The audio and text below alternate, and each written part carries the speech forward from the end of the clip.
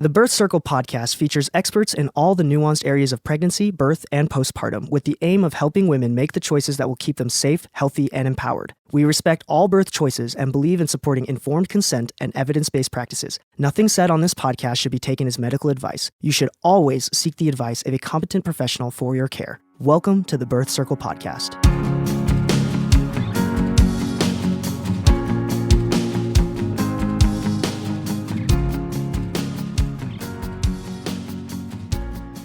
This is Sarah with Birth Circle, and today I'm so excited to have Annette Presley with me, and we're going to talk about fertility, but not in the way we normally talk about fertility. Annette has a really cool spin on it. She's a registered dietitian of over 28 years, a certified functional nutritionist, an author, and the creator of the Mommy Maker method. After discovering that the diet advice she learned as a dietitian was actually contributing to chronic disease, Annette changed course to learn about functional nutrition and nutrigenomics. Did I get it? Yep. Okay. Which is how nutrition impacts genetic expression. Now Annette helps women literally manipulate their genes so they can say goodbye to infertility struggles and hello to being a mom. Thank you for joining me today. Thank you for having me. I'm excited to be here. Yeah. Okay. So I want to know how you got into this in the beginning. How did you get introduced to fertility? Or actually, your story probably starts earlier with the dietitian course, right? Yeah. Well, so I was 16 and we had aerobics class for PE in high school. And I thought, oh, I'm going to be an aerobics instructor because this is fun. And so I'd go to the grocery store and get Shape magazine.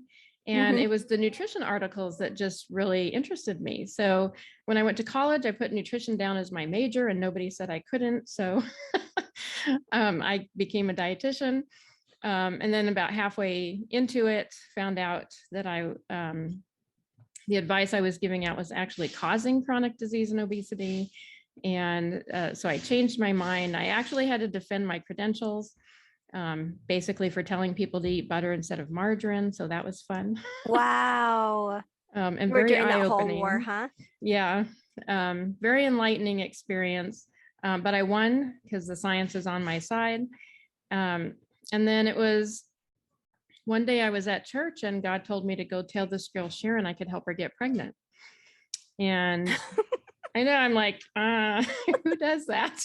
I know. First of all, like, I don't know her that well. I didn't even know she was trying to get pregnant. And so I didn't do it for like a month, but every week I'd get the same message. So how do you start that conversation? Just act it out here for me. Yeah. So I know I walk up to her and I'm kind of eyeing the exits, in case I need to get out fast.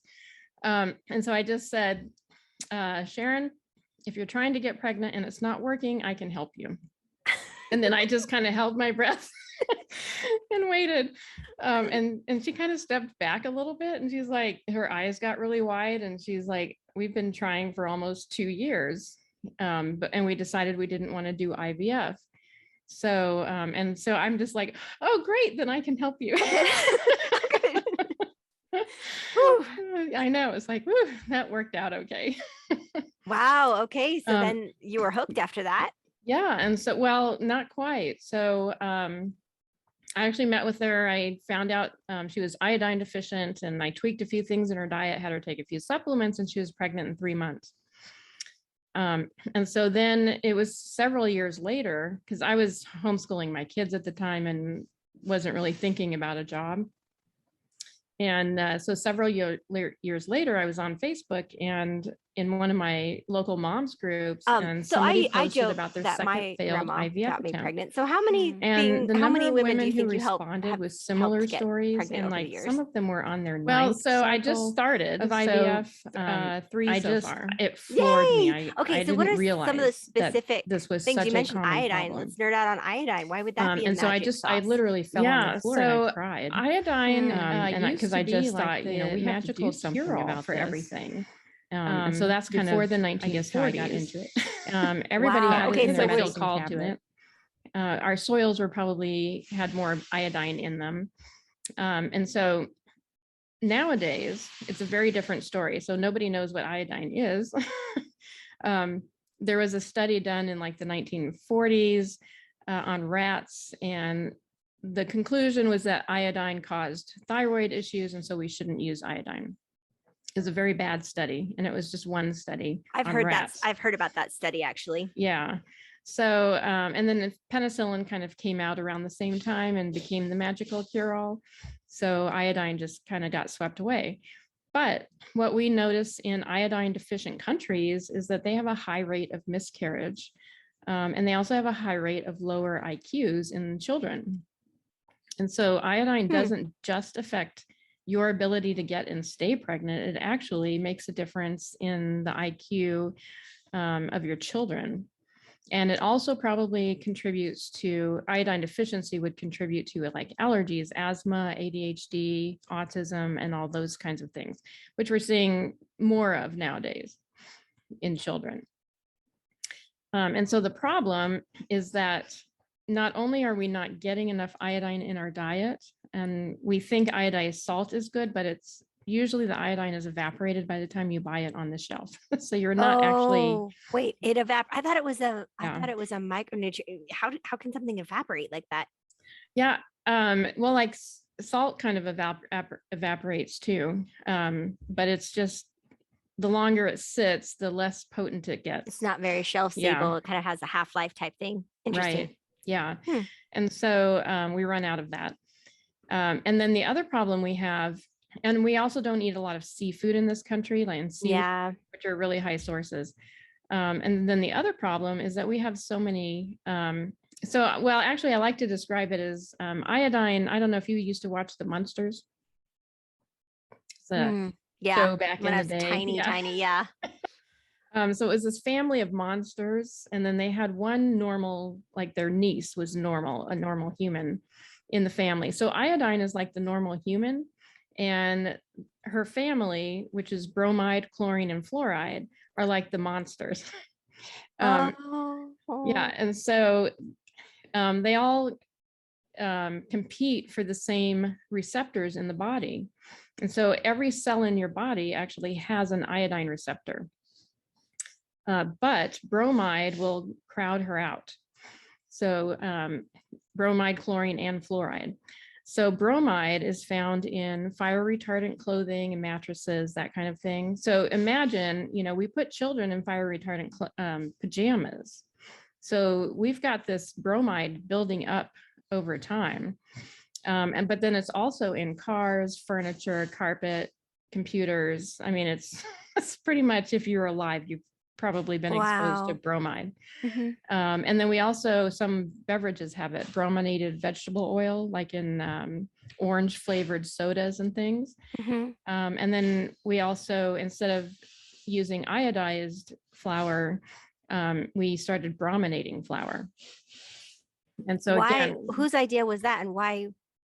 I don't know. It was not a very good idea. Because bromine doesn't act the same in your body, but it's a sister of, I mean, they're close on the periodic table. Right. So why would somebody think that's a substitution? Yeah, I don't know. I'm guessing it had something to do with money, because usually that's the reason. So bromide is probably cheaper. There's nothing. Is it a micronutrient your body needs at all? So what does bromine do? Does it make it a better consistency, or does it help in baking? Yeah, it probably does. And it's probably cheaper to use maybe than iodine or something. I don't know. Somebody, I haven't really researched that to find out like why that happened. But it was really one of the dumbest things we've ever done. Wow. Okay. So, and what does, I've heard that iodine has a lot to do with your thyroid. So, so what does, keep talking. I'm fascinated. Yeah. So your thyroid hormones are, iodine is a component of those. So if you don't have enough iodine, you're not going to have enough thyroid hormone. And your thyroid kind of is like a regulator for everything else in your body. And it kind of works with all your other hormones. So if that's out of balance, you're going to be out of balance everywhere else. And then we also have a lot of exposure to chlorine and fluoride too, with fluoridated water. And chlorine is in all our water too, and we swim in it. And so we've got all of these things taking iodine out, and that's the one thing that we really need. Wow. Okay. So fluorine. So if the receptors in your cells are full of fluorine, and bromine, then it can't accept the iodine. Exactly. So it's kind of a plug. It's like having a clogged drain or something, or clogged. Right. Yeah. And then we're not eating enough iodine either. So we don't get enough, and then So it's then blocked. the cure to that is just eating, having more iodine, like taking an iodine supplement would clear the Yeah. fluorine and the bromine out of your system. Yes. And also salt. So, we're also on these low salt diets because, salt's bad, right? Well, salt actually is not bad. And a low salt diet actually acts like a contraceptive. And so part of that might be because it allows more bromine to come in. Mm-hmm. So salt actually helps you detox the bromide so that the iodine can get into the cells. So that's one thing that it does. But there's a Indian tribe, I think they're in Brazil. I think they're called the Yanomamo Indians, or Yanomamo, something like that. And anyway, they have a very low salt intake, and they have about one live birth every 4 to 6 years. And they don't use any contraceptive, and they have sex a lot. Wow. Yeah. So we actually need to eat salt. So one of the things I recommend to women trying to get pregnant is that you eat at least 1.5 teaspoons of salt daily. Mm-hmm. And that can be like with your food and stuff. Is Right. that Na salt or potassium, the other salts? Yeah. So I actually recommend unprocessed sea salt. So things like Redmond's real salt, or Himalayan or Celtic sea salt, one of those.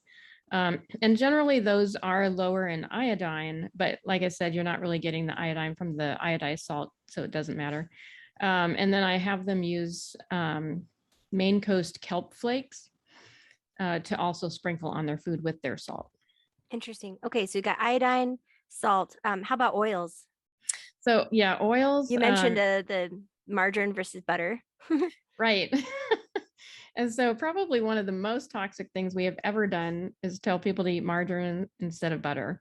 So the vegetable oils like soy, corn, cottonseed, canola, grapeseed, sunflower, safflower, all of those oils are really high in omega-6 fats, which is a polyunsaturated fat. And they go rancid really fast. So it's kind of like if you remember in high school, they used to put like a kick me sign on your back. Yeah. So the polyunsaturated fats are kind of like that. Someone put a kick me sign. It's basically an invitation for damage. Or I liken it to Red Rover. Remember that game where you send somebody over and then you end up with wrist damage. Right. So the saturated fat are like 300-pound football players. The polyunsaturated fats are like 2-year-old toddlers. So if you have a football player running into the arms of toddlers, what is going to happen? Lots of bad things. Yes. Somebody's probably, might get killed even, but there's going to be some damage. And so that's basically the polyunsaturated fats. They're just weak. They do a lot of damage in the body, so they cause inflammation. And we all know now that inflammation is one of the underlying causes of disease. And so we don't want to eat a lot of, in fact, we really don't want the oils that are high in omega-6. We want to get omega-6 from food, preferably more animal foods, but we really don't need a high intake of the polyunsaturated fats. Even the omega-3s, we don't need high amounts. Interesting. So then tell me the lineup of the oils. Which one is the best and the healthiest? So the saturated fats are the best, and it's really because of their structure. It all has to do with structure. So saturated fats don't have any double bonds in their structure, and so the bonds are really tight. With the monounsaturated fats, which would be like olive oil, avocado oil, those have one double bond in their structure. So they're still pretty stable, not quite as stable as the saturated fats, but definitely more stable than the polyunsaturated fats. And so olive oil will solidify if you put it in the refrigerator. So it'll be like a solid fat like butter. So it's the polyunsaturated fats. They have 2 or more double bonds. And so every double bond is like the kick me sign. So the more of them there are, the more damage you are asking for. Oh, okay. So saturated fats do not have any double bonds. No. Mm-mm. So they're very stable. They don't Okay. go rancid very easily. And so those would be like butter, tallow, like beef or lard, duck fat, goose fat, What about all of coconut those fun oil? things. So coconut oil would be a saturated fat as well, and Okay, so palm oil.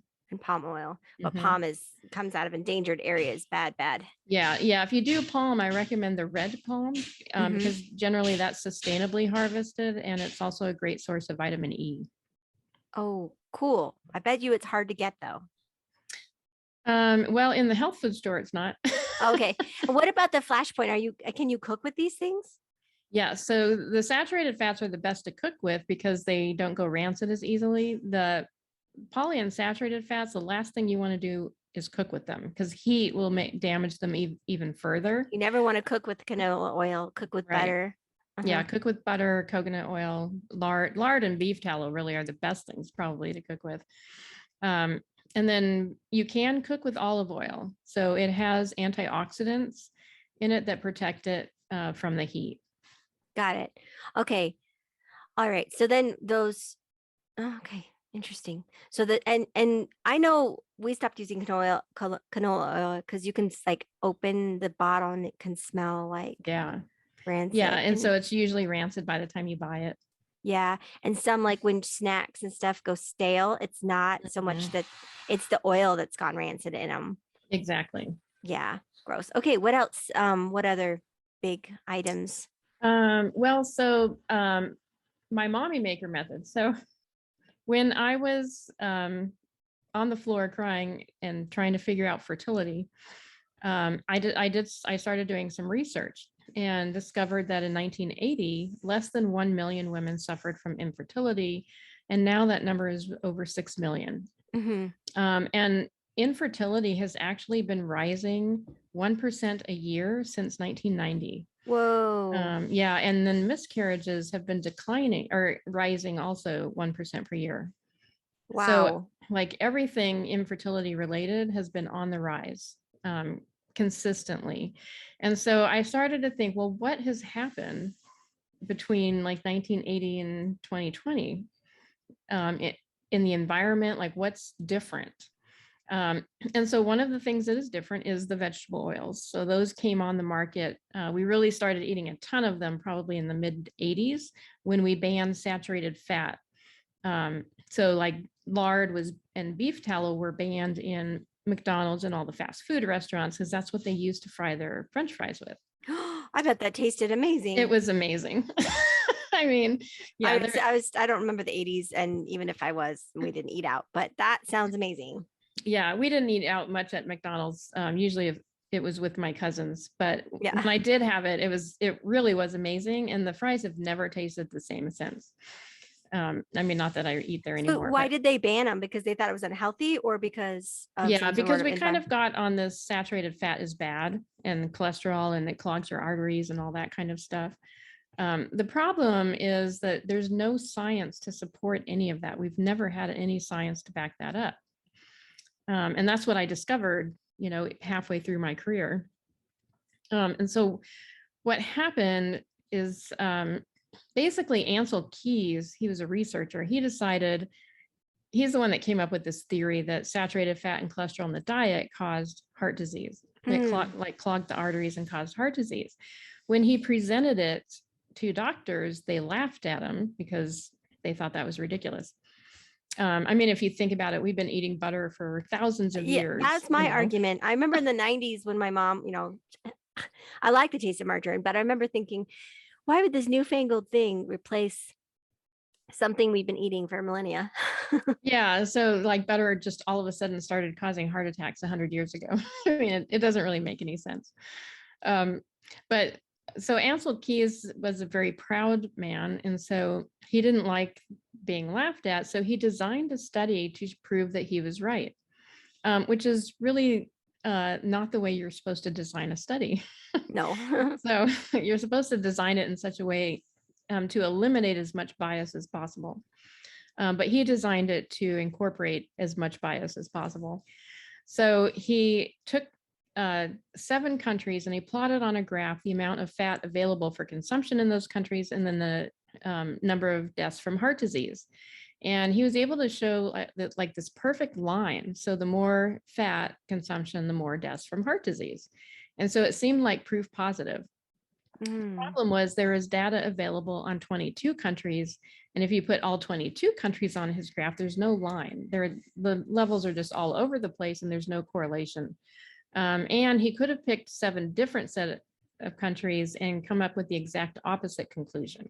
So the more fat, the fewer deaths. Yeah. Interesting. He picked the countries that proved his point. Got it. Yeah. And that pretty much is the foundation. That it's the foundational science behind everything we believe about saturated fat and cholesterol. And then really the science since then, they've done like, they got rid of the saturated fat and they added vegetables and fish and whatever. And then they claim that the heart attacks were caused by the saturated fat, you know, but you had all these other things that they tested for. So you can't say that, not scientifically. And so things like that, or like there was one where they tested a cholesterol lowering drug. This was the Lipid Research Clinic's coronary primary prevention trial. And so they had 2 groups. One group got the drug and then the other group was the control group, but both groups were put on a low fat, low cholesterol diet. And the conclusion was that it seemed like a low fat, low cholesterol diet, reduced the risk of heart disease. Well, you can't say that because you didn't control for the diet. Both groups were on the diet. So you can't just, distinguish that. And so just things like that. So every study has some kind of conclusion that you really can't scientifically draw. I mean, if you're actually, being really scientific. Yeah. Okay. So, talk to me about like infertility diagnoses, like some of the ways that, doctors diagnose and what are your thoughts on those different diagnoses? Yeah. So I think, women's healthcare is still pretty bad. I think a lot of symptoms are ignored and sometimes, we just go by a test result, but the tests are not always accurate for every person. Yeah. So like with thyroid testing, if you're in the low or high end of the range, you have symptoms, you probably have thyroid issues. But since it's in the normal range for the lab, they're going to say, oh, you're perfectly fine. And then another problem with thyroid testing is they usually only test thyroid stimulating hormone, and that can be normal and you can still have thyroid issues. So if you don't test, you always want a full thyroid panel with antibodies. There's just no reason to not do that. Especially if you've had miscarriages, thyroid and iodine are the 2 things you absolutely want to check. And usually they won't check the thyroid until you've had 3 miscarriages, which is insane. Yeah. I mean, like one is one too thyroid many. affects fertility. And that was my problem, is my thyroid was off. Yeah. Yeah. So which we really is probably an be, iodine issue, right? Probably. Yeah. Yeah. So you want to check those 2 things. Are you talking about, okay, when you talk about antibodies, are you talking about for Hashimoto's? Yes. So, yeah. So when you have a low thyroid without Hashimoto's, is it usually an iodine deficiency? It probably is. Usually that. Yeah.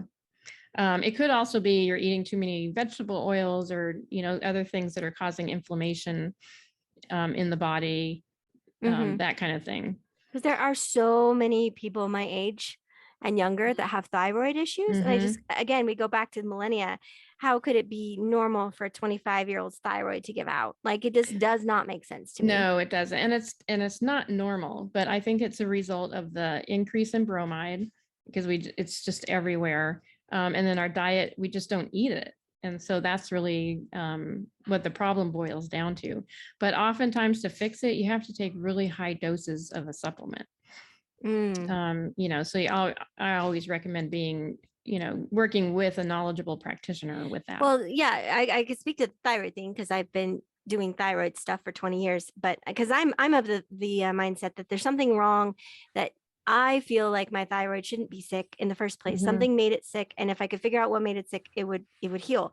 But the the thought of most of my doctors that have treated me is once you're on a thyroid medication, you'll never come off it. And if you try and, help and support the thyroid, then you may end up with a hyperthyroid situation. You don't want that. So go ahead and just rely on the thyroid supplement and you're good. Yeah. And I think I don't think conventional medicine really does the thyroid well. Number one, they don't test all the markers, and they'll usually put you on a medication just with the TSH alone or something, which I don't think is a good idea. But the problem is that we tend to look at things alone. So, if we just took iodine without considering supportive nutrients like selenium and vitamin C and magnesium, we would have run into problems. And so it's the same with the thyroid. You can't just look at one thing. You've got to look at the whole picture. And that's, I think, what's missing in conventional medicine. And I've got lots of bugs in the house because they're working windows. On your windows. Yeah. Well, we can't hear them, but on the YouTube, you can see them. Yes. Right. All the windows are open and you're in Texas. So lots of bugs. Right. Yeah. Okay. So sorry. So back to the diagnosis of infertility. So I know for me, it was thyroid, but what are some of the other diagnoses that you can get and what are your thoughts about them? Yeah, so I think polycystic ovarian syndrome, endometriosis, and usually endo is is not easily diagnosed. It takes for years and years before doctors will give you that diagnosis. There's also cysts, fibroids, low ovarian reserve, but really the PCOS, the endo, the cysts and fibroids, those are all iodine related too. And so iodine really does have a significant impact. And so you really want to make sure your levels are good before you get pregnant. Wow. Yeah. And so that's the number one thing I do is test for iodine. And is that I've never been tested for iodine. That's really interesting. How do you, is it just a blood work test? No, I do an iodine loading test. So you take 50 milligrams of iodine and then you collect your urine for 24 hours. Not a fun test, but it's the best one. And so if you get less than 90%, then you're deficient. And so far, everybody I've tested has been deficient, usually around 75 to 60%. So can you overdose on iodine? You can. That's why you want to work with somebody who knows what they're doing. And so, yeah, if you take high doses of iodine, you really, I always have clients start with 2 weeks of salt loading. And so I have them put like a quarter to a half teaspoon of salt in water in the morning and drink that. And the salt starts getting rid of the bromide so that then the cells can accept the iodine. And then I also make sure they're getting enough selenium, magnesium, vitamin C, and B vitamins to go with that, because the selenium actually helps the iodine, keeps it from being toxic. And so if you just used iodine, that would not be a good thing. Oh, interesting. Huh. Okay. Yeah. Well, so many things to screw up. So no matter, so that it doesn't surprise me then that a lot of practitioners are nervous to talk about iodine because there's so many ways you can screw it up. It's not like a vitamin that, if you have too much, you'll just pee out the excess. You can actually. Right. Yeah. What are some of the symptoms of overdosing on the iodine? Well, you'd probably have your thyroid would go nuts probably. Like it would probably go into hyper. So you might have more anxiety and things like that. And so you really do need to watch that. Got it. Okay, so when somebody comes to you with a diagnosis, then do you take that diagnosis at face value? Are you looking for things that may have been missed? Obviously looking for things that have been. So what is your thought process? They come and say, I just can't get pregnant because the doctor says I have endometriosis. Sorry, can't say that. Yeah. So so I don't actually treat any diagnosis. I look at the structure and function of the body. So if you have something like endometriosis, what that tells me is that you might be iodine deficient and you might not be getting enough fat soluble vitamins, like vitamin A, and which would help the integrity of the endometrium lining. And, and so those two things, because, we're on a low fat diet, so we don't get a lot of fat soluble vitamins. And some of those, like vitamin A, you can't get from plant foods, and plant-based diets are all the rage right now, and vegan. So if that's what you're doing, you might not be getting enough vitamin A. And so one of the things I do is do DNA testing. And what I can tell with that is if you're genetically predisposed to not being able to convert beta carotene, which is a precursor to vitamin A that's in plant foods, to vitamin A. Then you need to supplement? Then you need to supplement, yeah. Wow. What about some of the other, you said B vitamins like niacin, B6, Yeah, B12? and so actually B2 is the one I pay attention to the most. Really? Because, usually if you're low in B2, that increases your risk for miscarriage and preeclampsia. So I always make sure everyone's getting plenty of B2 is called riboflavin in their diet. And of course, you need the folate and all that. So another thing that comes out with the DNA test is what I call a glitch, the MTHFR glitch. So that makes you more likely to have fertility issues. But the good news with DNA is, while it doesn't change, so you have your genes and they live with you forever, unless you go to the moon or something. But I'm kind of assuming or live near Chernobyl, then you're right. Yeah. So it's the same, but it's not your destiny. So we can actually turn on genes that express for health or baby making, and we can turn off genes that block baby making with food and nutrition and nutrients. And so that's where the nutrigenomics part comes in. Okay, so that is basically just taking your body's, because I mean we're wired to procreate. We're supposed to do that, and if something's blocking it, you're basically just optimizing things so your genes can take it away. So you're more of the mindset that we really can heal a lot of these chronic illnesses. So what are some of the other? I mean, we talk about fertility. Chronic illnesses really affect fertility because nature's not going to want you to get pregnant because pregnancy is very expensive nutritionally and energetically, right? So nature's protecting you from getting pregnant if you're not nutritionally optimized. Well, still, then the question is, how do people get pregnant like during famine? But I mean, right. Really great genes. Really great genes. Or maybe they were not nutritionally, they had all the nutrition they needed before the famine started. But basically you're saying just returning your body back to whole health will usually solve most fertility issues. Yeah. So I balance 6 core centers of health in the body. So I look at mineral balance, calcium balance, connective tissue integrity, aerobic metabolism, oxidation balance, and inflammation balance. And you can tell this all with a blood test? Yeah, I can tell. So I have a health questionnaire. So that will kind of tell me, oh, I might need to, pay attention and see what's happening there.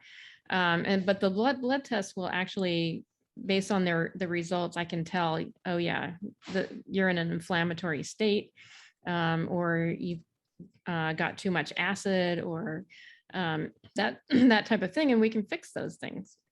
So I believe the body does want to be in good health. And I think it's designed in a way to be in good health. And when it's not, it's because the body is trying to protect you. It's trying to compensate for something that's not there. And so we just need to put back what it's trying to compensate for. Got it. Okay. And not everybody's trying to conceive. So what are some of the chronic illnesses or chronic illnesses that people suffer with that I guess become just apparent when you're trying to conceive, but that are just always like low grade, crappy living? Like, talk about our quality of life and chronic illnesses. Well, I think the thyroid is probably one of the main ones. And I think that probably impacts just about everything. I even think like fibromyalgia is probably an iodine deficiency. Wow. That's a pretty bold statement. Yeah. So there's a lot of things like that we just, we never have any explanations for, but again, nobody's checking for iodine. No. But the problem, and what I really figured out was that our biology is no longer a match for our environment. And so that's what, between 1980 and today, all the things that have changed. And so if you can imagine somebody's throwing darts at you, 1, 2, 3 darts, it's going to hurt a little bit, but you'll be fine. But if they threw hundreds of darts at you and they just never stopped throwing darts at you, you're going to be a bloody mess on the floor. At some point, right? You picked the best metaphors. I will give you that. Yeah. So the environment is throwing darts at you. And we call these darts toxins. And so we have so many toxins out there today. They're in our skincare products, the laundry detergent, dryer sheets, we put it in our yard and weed killer, plastic. I mean, it's everywhere is some kind of environmental toxin. Mm-hmm. And so some of these we can get rid of. We can avoid, we can change the kind of products we put on our skin. But then some of them we can't.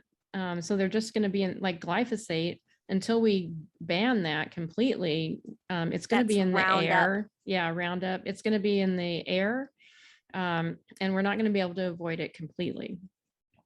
So the problem is we need to get our biology adapted, I guess, to dealing with these toxins. So my mommy maker method is a 2-step process. Number 1, you stop the toxins that you can. And then number 2, you shield the body from the toxins you can't stop. So it's kind of like Star Trek, with the shield around the ship. So the bombs don't with the metaphors. attack you. Yeah. No, I love it. Okay, cool. So stop the ones you can control. And a lot of that's like maybe cleaning products, maybe choosing not to drink gasoline. No, I'm just kidding. Right. What are some of the other things you can pick to stop? Yeah. So the number 1 thing is stop the vegetable oils. Those are some of the most toxic things. You want to stop genetically modified organisms because those are usually heavily sprayed with glyphosate. And actually, GMOs also in animals cause organ damage. So that they're going to get chronic illnesses there, death and infertility. And we've never studied those in humans. So, but the FDA decided they were safe and threw them out on the market in the early 1990s without anybody knowing about them. Mm-hmm. So we need to stop those. And those you can buy organic. Food is the best way to stop that. And then dryer sheets. I would stop using dryer sheets. Mm-hmm. Use the wool balls or the silicone balls and put essential oils in them. Mm-hmm. And then nail polish is actually highly toxic.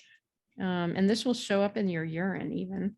Whoa. So, if you visit the nail salon, you want to try to find a green one if you can. Otherwise, at least sit by the door so you have people walking in and out with some air flow, and bring your own nail polish that doesn't have all the toxins in it. Got it. Cool. And then stuff that you can't control. Yeah, so that's where we want to make sure that our nutrition is up to par. We're eating our fat soluble nutrients, or our iodine is good. And so iodine deficiency is also a main contributor to breast cancer as well. And we have seen an increase in thyroid issues and breast cancer and infertility. So all of these iodine related illnesses are on the rise. Wow, makes me want to go look at some iodine research. Okay, so those are basically the 2 core tenets of the Mommy Maker method. Mm-hmm. Tell us more about how people can learn about that and reach out to you and all the things. Yeah, so my website is getpregnantplan.com. And then I do free consultations. And so that's at getpregnanteasier.com. And so, if you're trying to get pregnant and it's just not working and you've tried everything, if you haven't tried me, you haven't tried everything. Yeah, there you go. I'll just say that. But you can book. You can't serve all of the millions of. No. Yeah. So what are some of the things somebody could ask to get to the right person to help them? Like, what are some of those key, secret questions that if somebody were to come to you, be like, I am the person for you, that they could then, go out and find a provider that potentially does similar to what you do? Yeah. So I would ask, so definitely ask for a full thyroid panel with antibodies. If they're going to do a thyroid test, make it that, and insist on it. And if your doctor won't do it, find a new doctor or do it yourself with like doctor's data online or direct labs. I think anyone can order from those places. So you might have to do your own lab work, but definitely ask for that. I would do an iodine loading test. Okay. And you can get that from hakalalabs.com. It's HAKALALABS.com. And yeah, so definitely do those two things. And try to find a functional doctor. So they're much more in tune with the body and a holistic approach. So I would definitely try to do that. And then I'm working on a course that people can go through that will help them get rid of the toxins that they need to, and think about the nutrients that they need, and building up the health of the body as well. So I can reach more people that way. So yeah, I'm trying to figure out ways I can get because more, what you're more saying information. is it makes a lot of sense, but it goes against what a lot of people are hearing at their doctors. So it's like, okay, who do I listen to? Some nutritionist on the internet or my doctor? Right. I think what you're going to say though, eventually is going to be, I mean, you're going to be obsolete, and that's the goal, right? Right. What you're saying today. I mean, some of the stuff we generally understand that margarine's bad now, but 15 years ago, there was still that, big. And also I know like the low carb diet, low fat was all the rage. Now people are understanding actually low carb is okay too. You're not going to kill yourself with low carb. So, I mean, it's just things change, and hopefully the next generation looks back on your work and says, oh, that was so adorable that she had to fight so hard for iodine. Yeah. Right. Yeah, it is terrible that we have to fight so hard. I mean, we're in a science field, and it should be open to debate and discussion and asking questions and challenging answers. Hopefully we'll get there someday. I think your thyroid testing though, your thyroid comment, I love it because when I first got my first thyroid test about 20 years ago, when I was trying to get pregnant with our first, my grandma, who's a homeopath, she said, go in and get the full panel, go in. And I went in and asked for the full panel, and they didn't know what I was talking about. And I had to fight for it, and they did the wrong one. I said, no, I need you to check the T4 or whatever. I don't remember the rules. Right. And I fought for that hard for the first 5, almost maybe up to 10 years. And now no matter where I go, I say full thyroid panel, and they're like, oh yeah, we already do that. We know that you have to check the T4, blah, blah, blah, blah. So I think that's pretty cool that just in, my 20 years of experience with thyroid medication, that things are changing. Yeah, that's really good. So maybe eventually they'll say, oh, you have hypothyroidism. Let's look at your iodine levels. Right. There's the next step, right? The next frontier. Yeah, we need to get over our fear of iodine for sure. Yeah. And then people can also follow me at the Mommy Maker on Facebook, Pinterest, and Instagram. All the things. Cool. Yeah. Thank you so much. This has been really, really interesting. I know there's also a book out there about iodine. You've probably. Yeah, I think Iodine Crisis. The Iodine and then, Dr. Brownstein has also written a book on iodine. And so those are really good. So I would definitely check those out. Yeah. Awesome. Thank you so much. Yeah. Just a fly on the nose. Thank you so much for joining me today. This has been so fascinating. Yeah. Thank you for having me.